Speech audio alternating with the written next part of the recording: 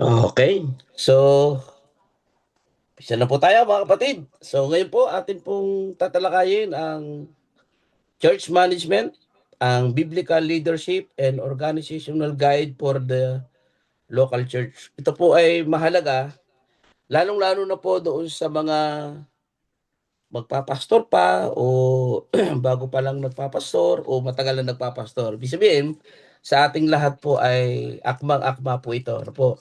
Alam ko po na kayo ay ano na, marami na po tayong karanasan o kaalaman pagdating po sa pangangasiwa sa iglesia. Amen? Tama po ba? Malawak na po yung ating ah, tinahak. Marami na tayong karanasan. Pero dito po ay mahalaga na ating makita yung kahalagahan po noong ating pag-aaral ngayon. So, ito pong church management curriculum outline ay meron pong tinatawag na biblical church management. So, makikita natin ito na ang objective po nito overall ay to form biblically grounded and theologically sound and organizationally competent church leaders who can steward God's church faithfully, ethically, and sustainably. So, bago tayo mag-focus doon sa tinatawag na structure, bago tayo mag-focus doon sa tinatawag na budget, leader, pagtatayo ng mga leader o program, kailangan muna nating malaman yung purpose ng church ayon sa utos ng ating Panginoon. So meron po itong course framework na management. So ang bawat module po nito ay merong step by step at makikita po natin dito na atin pong tatalakayin at meron po itong mga pag-aaral, meron din po itong mga assessment na gagawin. So ngayon, sabi ko nga kanina, bago tayo pumunta doon sa ating mandate na tinatawag, ay meron po tayong tinatawag na mission po. At ating i-define yung mission na ito. Ang objective po dito ay sabi, understand what mission is and is not. Pangalawa ay yung ground church mission in scripture and theology. At yung pangatlo, form a clear God-centered mission statement. No? So yun yung ating layunin o ito po yung ating nais. No po? So, kailangang makita po natin na yung ating bang paglilingkod o pamumuno ay tinatawag na naka-align ba ito sa mission ng Diyos o doon sa pattern ng ating Panginoon. No po? At makikita natin na mahalaga ito kasi dito sa ating topic, meron po yung apat na M. No? Yung mandate, meaning, movement, and motivation. Yung mandate, yun yung tatalakayin natin ngayon. Sabi diyan ay God's command and purpose for the church. Po. Kasi ang church management po ay napakahalagang maintindihan natin ano ba yung ano ba yung mandate ng Diyos sa atin bilang mga lingkod ng ating Panginoon. Ano po? At bago tayo gumawa ng mga programa, sabi ko nga, ay atin munang siguraduhin na ito po ay naaayon sa gusto ng Diyos. So ang mission ng church ay hindi po basta mission lang. Meron po itong ah, tatahakin. No po? So kung ating makikita, yung authority ay na-define na ito po yung pinanggagalingan ng pagtupad. At ang objective dito ay identify biblical source of authority. Pangalawa, distinguish spiritual authority from control. Apply, safeguard against abuse. So, kailangang maunawaan natin yung sinasabing authority. Kasi minsan po, ito po ay naaabuso yung authority sa loob ng church. Ewan ko po kung kayo ay sumasang-ayon. So bakit mahalaga ang mission ng Panginoon sa ating kasalukuyan? Kasi ang mission ng church ay hindi po basta mission lang, kundi ito po ay nanggaling sa ating Panginoon. So, titingnan po natin na ating identify yung biblical source of authority, tsaka yung spiritual authority from control po. Next, yan, yung nature. Explain dito kung ano ba ang church. Ang objective niyan ay ma-define ang church biblically, maintindihan or understand spiritual identity and recognize organizational reality. So ang pattern po nito ay nature biblical, nature spiritual, and nature organizational po. Sunod yung administration. Ibig sabihin, manage system and execution. Ang objective naman po nito ay ma-organize yung church operation, ma-implement yung system responsibly, ma-evaluate yung effectiveness. So, napakaganda ito kasi yung pattern niya ay merong arrangement, merong action, merong assessment. So, ano ito, fit na fit doon sa mga lingkod ng ating Panginoon. Sunod, yung governance. Ito po ay to ensure accountability and discipline. So, anong objective nito?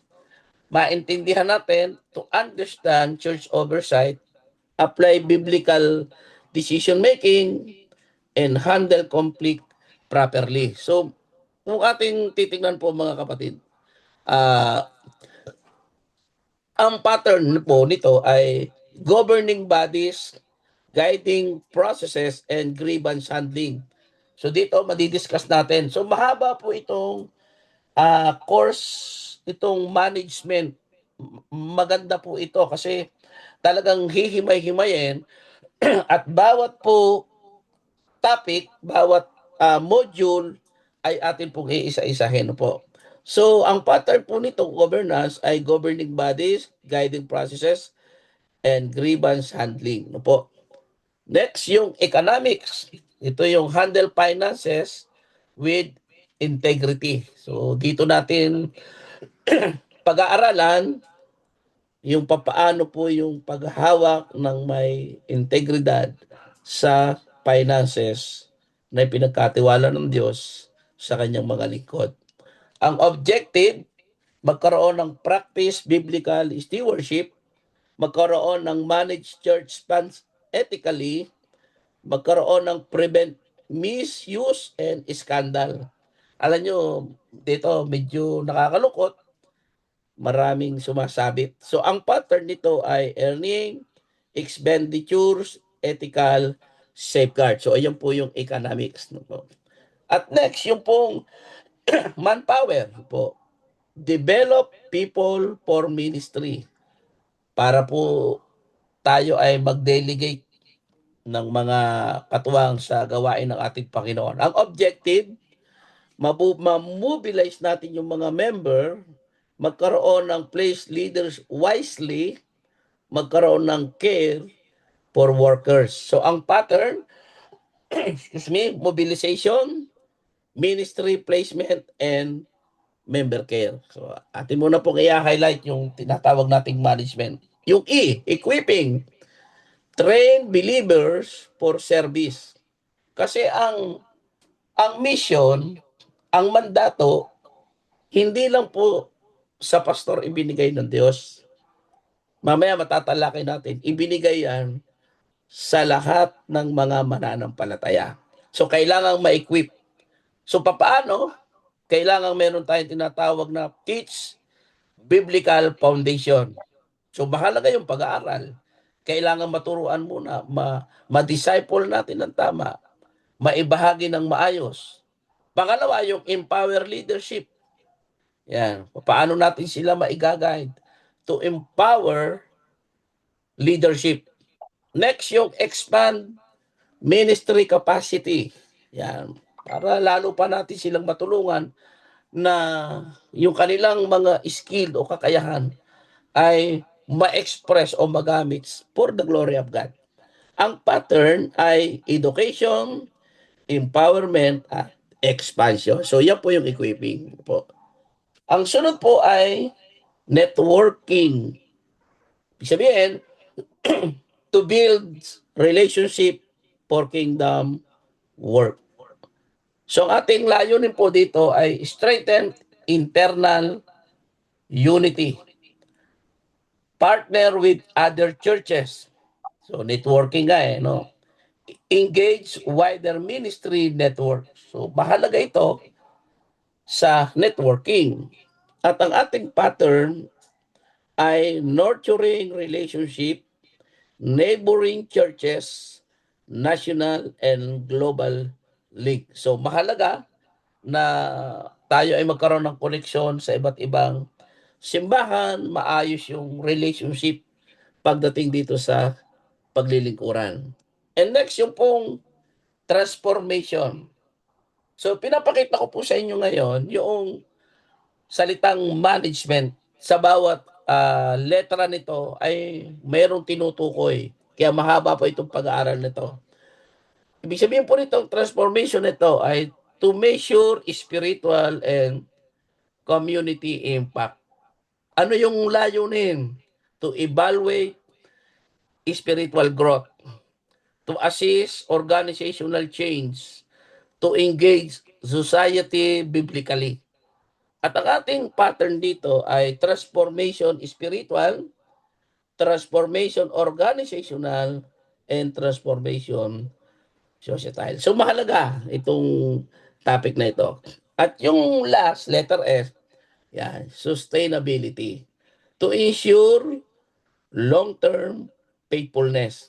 Ang layunin, to secure continuity, to prepare next leaders, to straighten the church for the future. So ang ating pattern ay stability, succession, and straightening. So yan po ang management.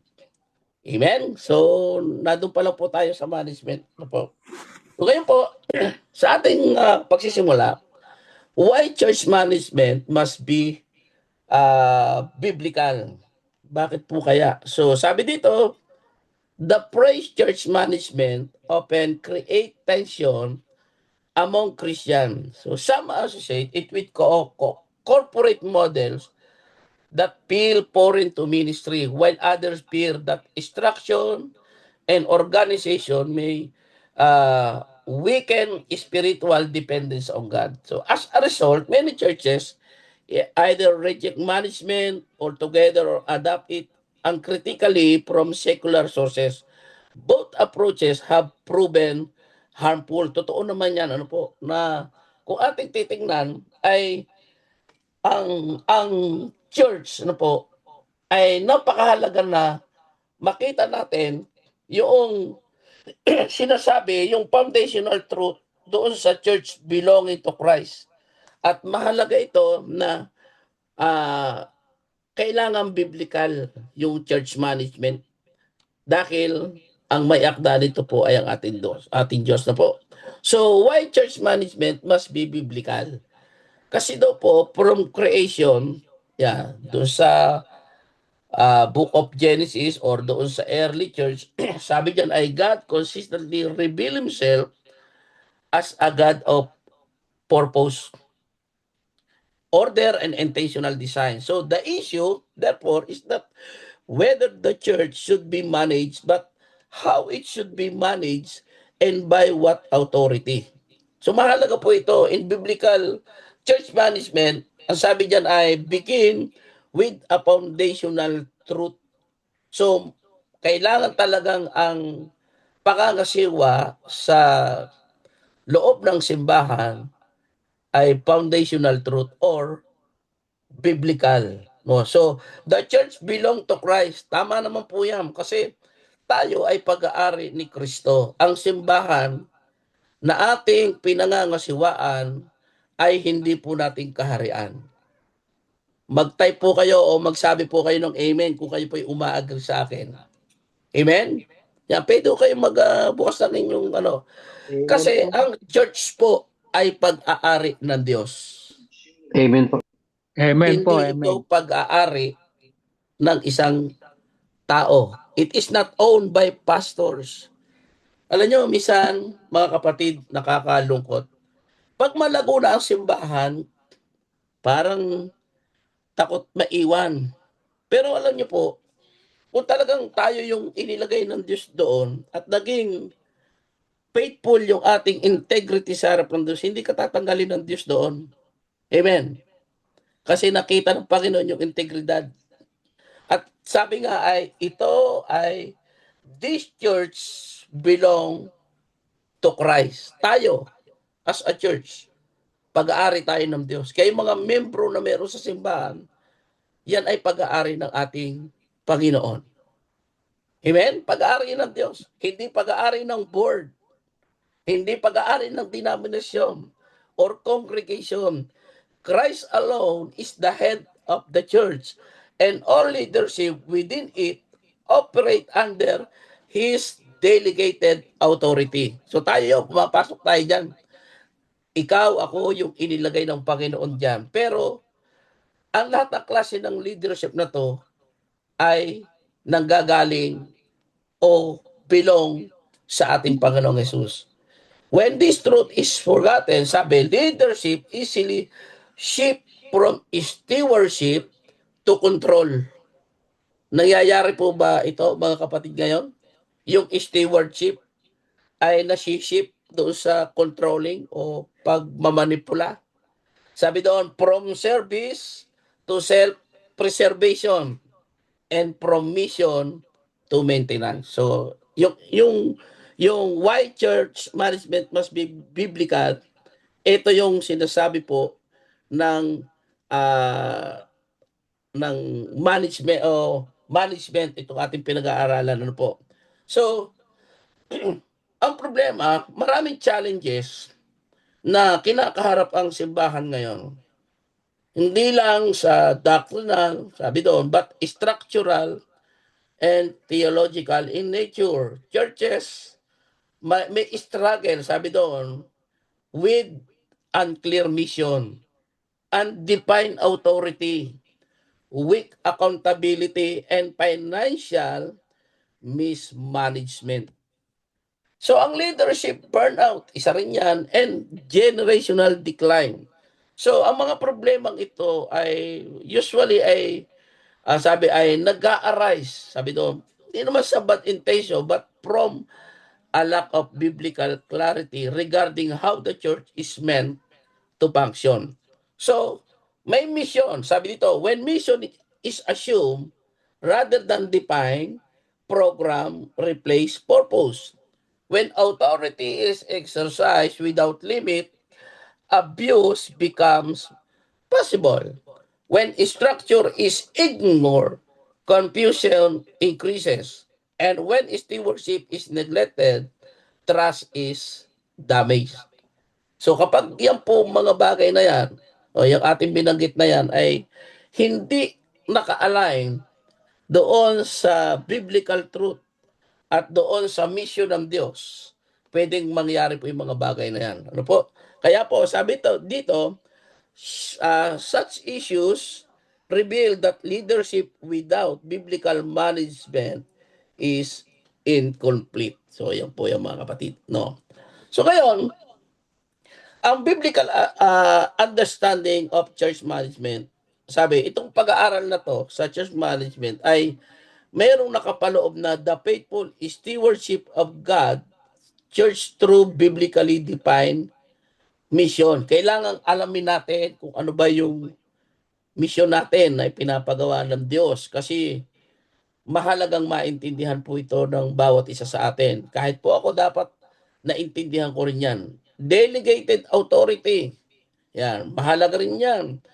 Accountable leadership, ethical governance, and spirit-led organization under the headship of Jesus Christ. So laging si Kristo ang may control ng ating church management na ginagawa. So, this definition intentionally places theology before technique and scripture before strategy. So, dapat doon nakabase sa salita ng Panginoon. At sabi dito, management is not treated as secular necessity added to ministry but as a biblical responsibility flowing from obedience to God. So leadership is in this framework is not about position or control. It is about service. So ang leadership sa framework ng management, makikita natin na ano ito, position, hindi ito basta position, hindi ito pagkontrol, kundi paglilingkod, accountability, at saka yung katapatan. So, structure is not imposed to restrict spiritual life, but to protect it. So, yan po yung understanding about management. So, ang logic po ng framework ng management ay sinasabi dito na follows a biblical sequence rather than a pragmatic one.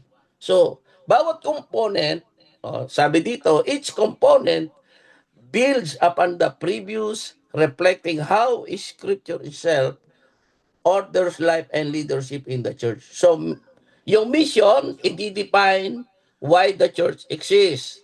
Yung authority, i-define who lead and under what limit. Yung nature, ay i-define what the church is. Yung administration, define how work is carried out. And governance, define accountability. And stewardship, people development, equipping, cooperation, transformation, and sustainability follow in proper order. So, ito mga kapatid, yung arrangement na hindi natin pwedeng baliwalain lang na po. Kasi magkakaroon ng imbalance result yung management. So, biblical church management require clarity, sequence, and submission to Christ. So, laging ang balik ng papuri ay sa ating Panginoon. So punta po tayo dito sa Module 1, Mission. Yan. Sabi po dito, why mandate come first? Bakit po kaya ang inuna o ang una dapat ay yung mandate? So sabi ko kanina, bago tayo mag-focus doon sa structure, sa pagbabudget, sa pag-raise ng leader o ng program, kailangan munang malaman ang purpose ng church na ayon sa utos ni Lord. So madali tayong madistract sa mga activities o sistema, pero kung hindi align sa mission ng Diyos, baka busy lang tayo pero hindi epektibo. Ang focus ay bakit tayo bilang church, papaano natin ginagawa yung ministry. So sabi dito, in church management, mission must always come before the method. So yan po yung sinasabi ano po na dapat daw po ay una yung mission. And what has God commanded the church to do? Ano ba yung ipinapagawa ng Diyos sa simbahan? Bakit ito ay mahalaga? So, ang mandate, sabi dito, is not an idea invented by pastors or board or denomination. Ang mandate, sabi dito, is an authoritative command issues by God. So, mahalaga na maintindihan natin na yung framework, yung mandate na pinapagawa ng Diyos sa atin ay belong lagi sa ating Panginoon. Ito'y utos ng ating Panginoon. Ito po yung kanyang ipinapagawa sa atin. Bakit mandate? Kasi ang mandate ay utos ng Diyos para sa kanyang church. Hindi ito imbento ng tao, hindi ito imbento lang ng pastor. Ito ay isang authoritative command mula sa ating Panginoon. Meron siyang ipinapagawa o meron siyang iniuutos sa atin. Mamaya makikita natin ano yung inuutos na yon at bakit ito mahalaga. No po. So, una, why mandate campers? Sabi dito, in biblical church management, the mission of the church is not optional, not flexible, and not negotiable because it comes from God. So ang mission ito, mga kapatid, ay utos ng ating Panginoong Hesus. Ito po ay ibinigay sa atin, mandato.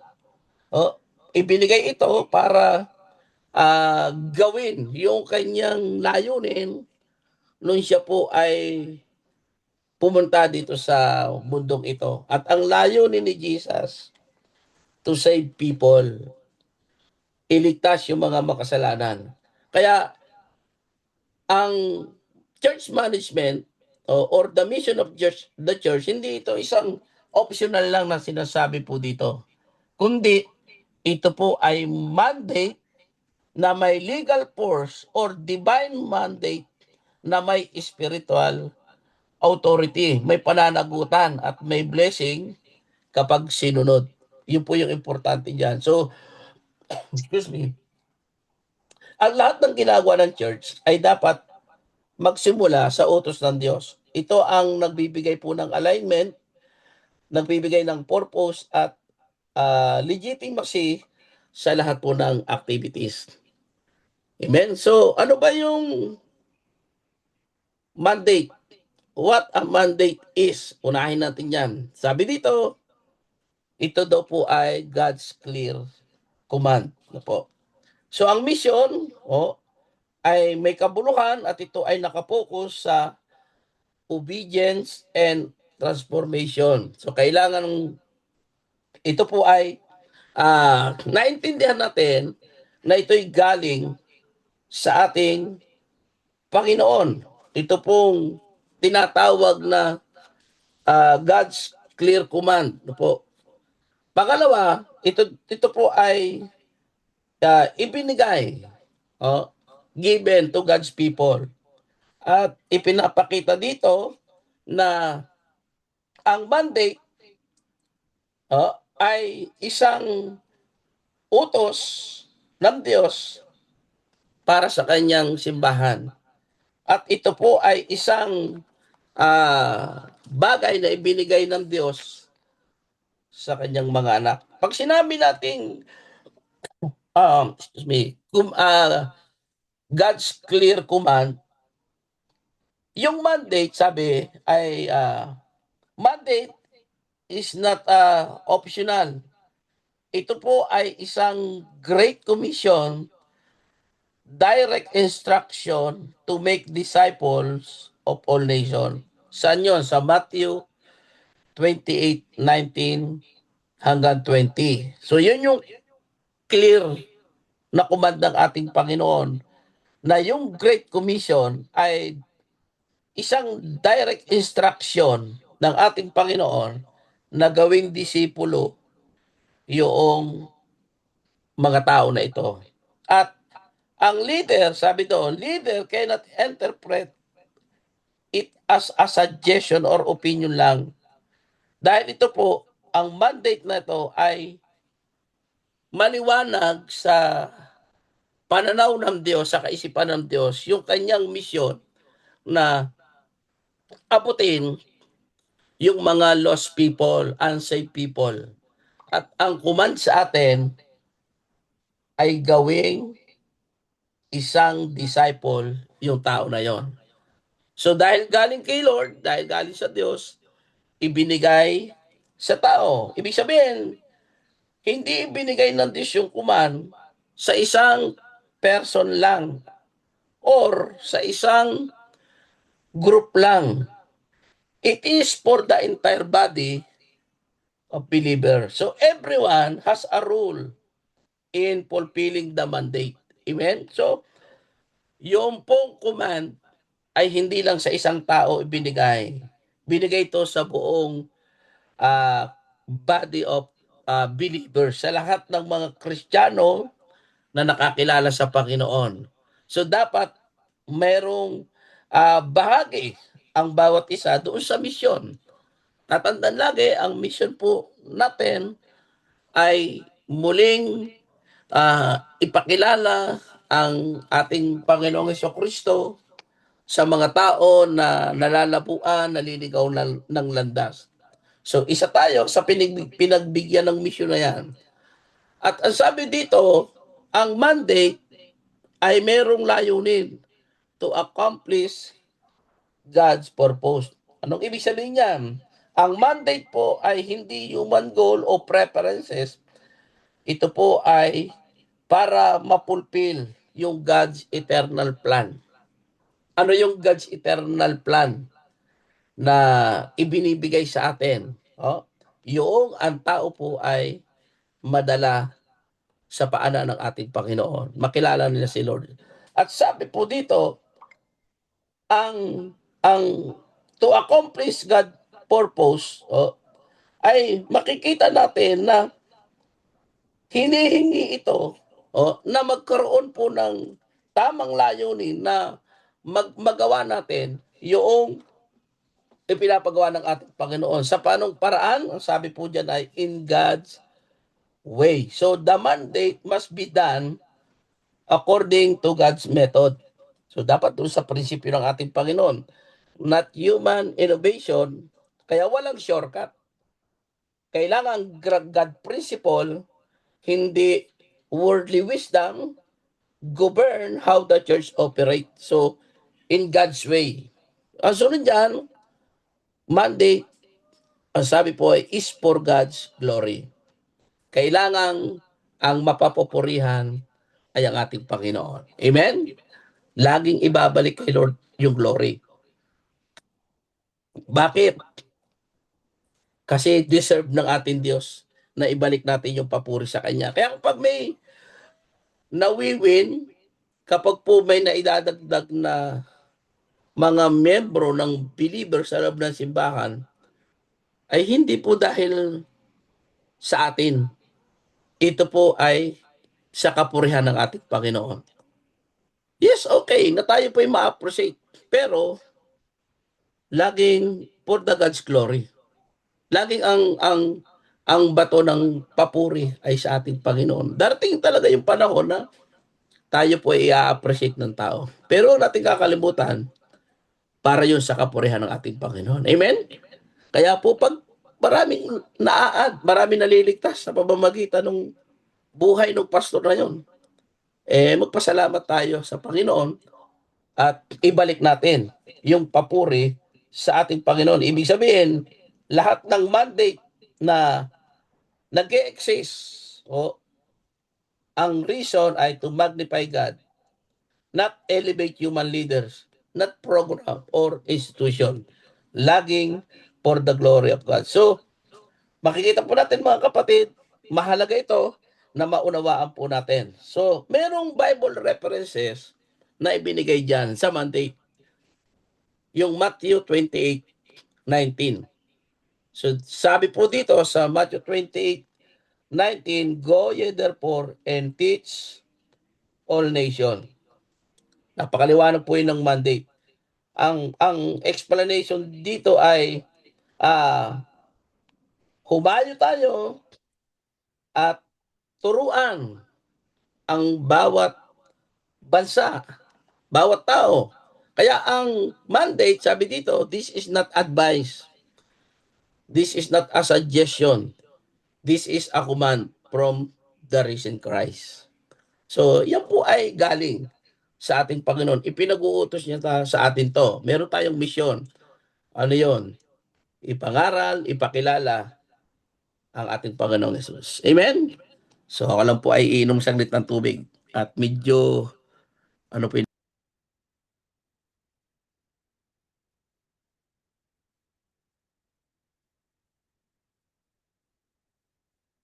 Okay. So, what a mandate is not. Yan, nandiyan pa po kayo mga kapatid. Sabi dito, the church mandate is not a personal vision of a pastor. The church mandate is not a trendy slogan. Is not a denominational brand. Is not a cultural agenda. Is not a political platform.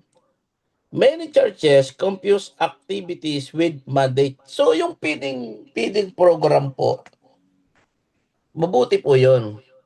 Pero hindi yun yung mandate. Ano yung mandate sa atin? Yung great commandment na iniuutos. So okay naman yung magkaroon ng feeding program ang church. Pero hindi naman talaga yun yung pinakalayunin lang. No po. Sabi diyan, yung music ministry is powerful but it is not the mandate. Yung church growth is desirable. Yeah, siyempre, wala naman pong pastor na ayaw niyang lalago yung isang simbahan. Pero hindi yun yung mandate. Yun po ang sinasabi dyan. Ang mandate dyan ay maliwanag na ma-accomplish yung purpose ni Lord para sa kanyang kapurihan. So ano yung biblical foundation of the church mandate? Atin po nga. Sabi, una, the Great Commission. Ito yung primary mandate. All power is given unto me in heaven and in earth. Go ye therefore and teach all nations, baptizing them, teaching them to observe all things whatsoever I have commanded you. So, ito yung sinasabi sa atin. Yung Great Commission, ang church mandate natin. Kaya ang pastor, ang membro, ang lahat ng pumapaloob sa loob ng iglesia ay mayroong layunin. Kaya ang biblical foundation of church mandate ay yung Great Commission. So sa passage na ito, makikita natin yung four mandate na action. Una, sabi doon, go. Sabihin niyan, mission is outward, not inward. So kailangan talagang humayo tayo, lumabas. No po. At pangalawa, yung teach. Ano yung sinasabi diyang teach? Yan po yung doctrine matters. No po. Kailangang ituro yung tama na paniniwala at pananampalataya. Ano yung tamang yun? Yun yung nanggagaling kay Lord, kay Jesus. Pangatlo, yung baptize, yung conversion and identity. At ang pang-apat, yung disciple. Ito yung long-term formation. So, mahalaga po ito na malinaw sa simbahan o sa mga individual na Kristiyano. Meron tayong gagawin at merong ipinapagawa ang ating Panginoon sa atin. Pero ito po ay magagawa lamang po ang bagay na ito, yung Great Commandment na to, kapag merong love sa puso ng isang tao. Pagmahal mo talaga ang Diyos, dadalhin ka doon sa mission na yon. Okay? So, ang pangalawa, yung Great Commandment, sabi doon ay, thou shalt love the Lord thy God, and thou shalt love thy neighbor as thyself. The mandate is driven by love for God and love for people. So, kailangan may pag-ibig sa Diyos. Pag may pag-ibig sa Diyos, obedience to God flow from love, not obligation. Kaya tayo ay sumusunod kasi mahal natin si Lord. Hindi obligasyon natin. Amen?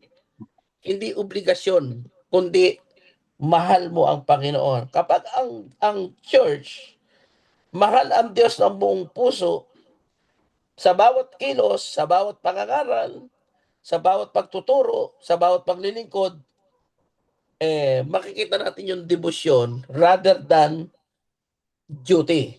So, sabi dito, if you love me, sabi ng John 14:15, keep my commandment. Kaya ang love nagpo-produce ng obedience naturally.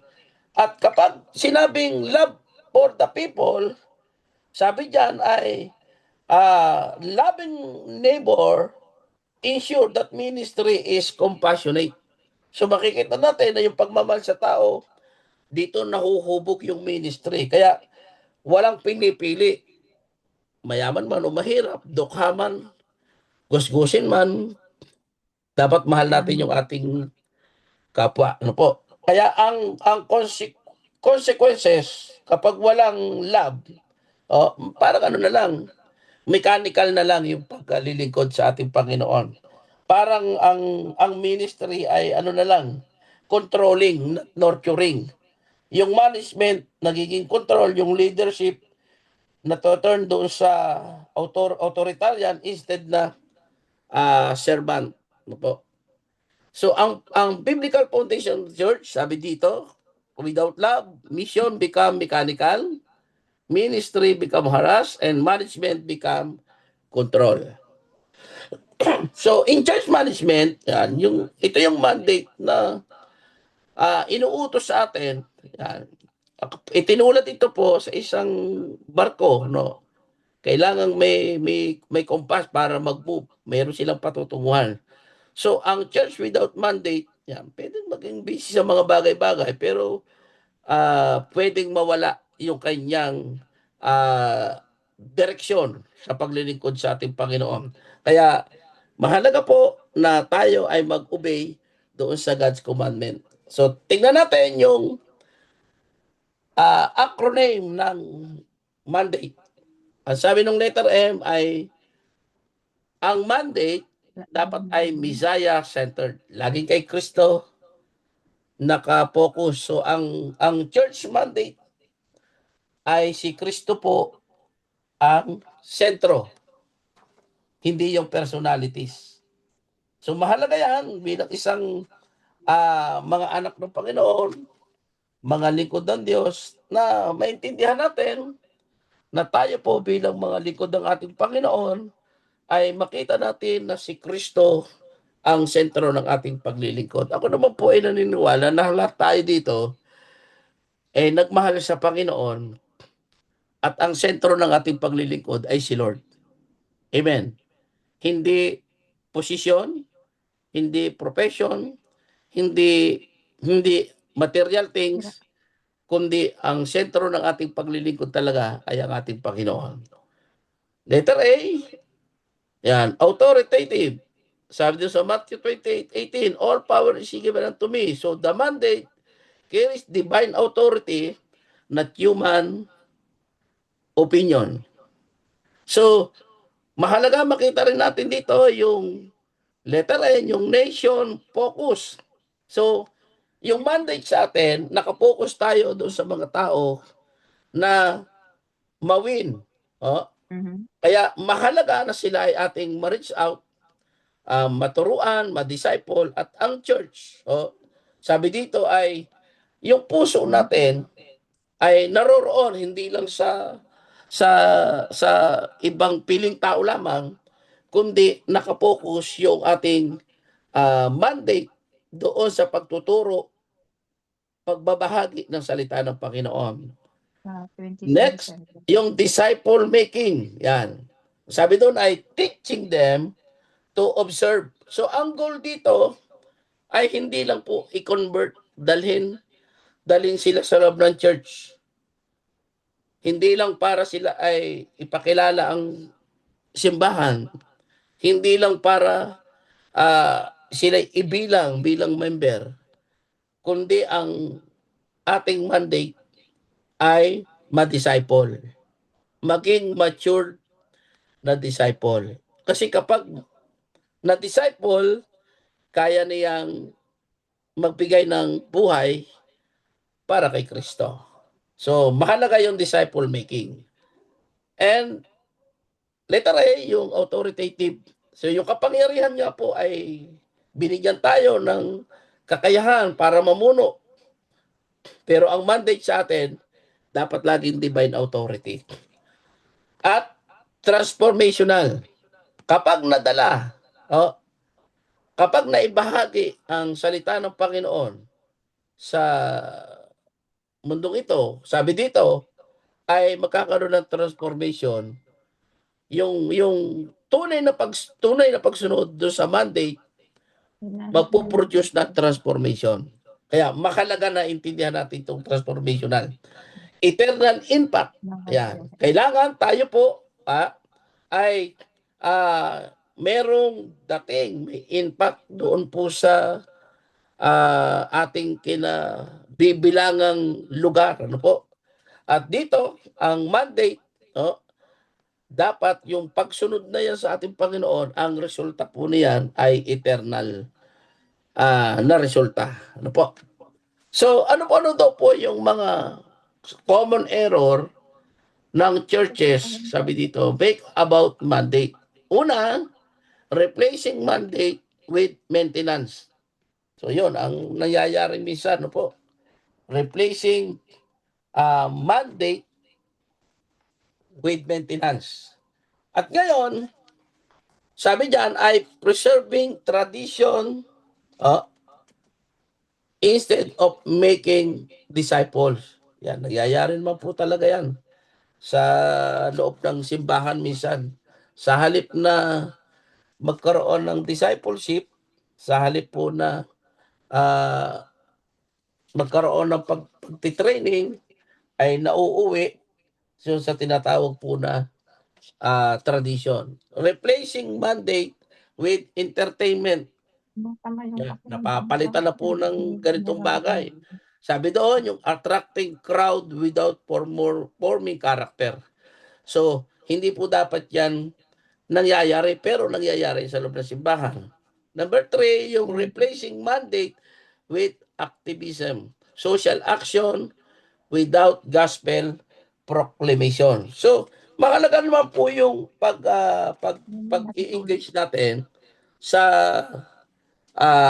labas ng komunidad. Pero, kailangan kapag ginawa natin ito, na tayo po ay lumabas, hindi pwedeng mawala yung God's message o pagpo-proclaim ng gospel doon sa labas. Hindi lang dapat pagpe-perform lang. Pang-apat, replacing mandate with number. So, measuring success by attendance, only biblical church management refuses this substitution. So, mahalagang maintindihan natin na yung mandate na yan ay hindi lamang po para doon po sa pagdami, hindi lamang para doon sa kanyang paglago in numbers. So, kailangan din po na ito ay makita natin na yung kanilang paglago o yung kanilang pagdalo ay biblical na sila po ay nagkaroon ng transformation. Amen? Practical management implication. Yan, sabi po dito, if mandate is clear, then budget align with mission. So kapag naintindihan natin yung inuutos sa atin ng Panginoon, mabibigyan natin ng pagkakataong mabigyan ng tamang pag-aalay ng mga budget para doon sa ating mission, yung i-share yung salita ng ating Panginoon. Leader are chosen for discipleship ability. So pinili ang ganitong klase ng leader o kailangan pumili para mag-disciple. Programs are evaluated for obedience, not popularity. Time is spent on what matters eternally. So yun po yung practical management implication. So yun po, doon po tayo tatapos doon po sa ating unang topic. Ano po? Ang susunod po nating topic ay yung meaning. So, doon muna po tayo sa topic 1. Okay, so medyo mukhang mukhang mabilis yata yung aking pagkaka-discuss. May naunawaan po ba kayo mga kapatid? Kasi ang ating pong time ay hanggang 9:30 lamang. Okay po? Pwede na po tayo. Amen. Yes, Doc. Amen. Amen, Doc. Ito po Opo, mga kapatid ay may module po tayo niyan na ibibigay sa bawat estudyante, no po. Yung lahat po ng ating na-discuss na to, magkakaroon po tayo ng kopya po niyan kapag kayo po ay nag-enroll dito sa church administration. At ito po ay magagamit po natin sa kanya-kanya po nating mga simbahan. Amen? So, yan, pwede po tayong mag-open muna ng camp para po tayo ay mag-picture-picture muna para po doon sa ating attendance. Yan. Sige po, paki-open po ng cam kung kaya pong buksan ang inyong mga camera. Yan. Pilit ka. Yan. Ay, dinilit ko. Baka lumabas na ikaw ang sumagot. Baka sabihin ni alam mo na. Ayan. Ayan. Sige Nabasa po. na niya. Di ba? Nabasa na niya. Close siya eh. Basa na. Pastor Amador, Ako tinatanong, akin tong cellphone. paki-off muna ng iyong mic.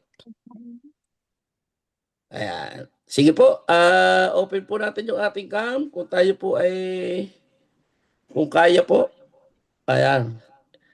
Hiling ko po na mag-screenshot po bawat isa tapos send po natin sa ating pong, Pastor Mirna, mag-ano po kayo, screenshot. Yan. Sino po kaya mag-screenshot? Pastor Irene Dumilos. Yan. Okay. Sige po, open po yung cam. Okay, ready? 1, 2, 3. Okay. Yan. Pwede nyo pong i-share mamaya sa ating GC ang mga anong yan. Okay, isa pa po, isa pa. Okay. 1. Pastor Mirna, i-click nyo ulit. 1, 2, 3. Okay. Yun. So meron po kayong mga tanong,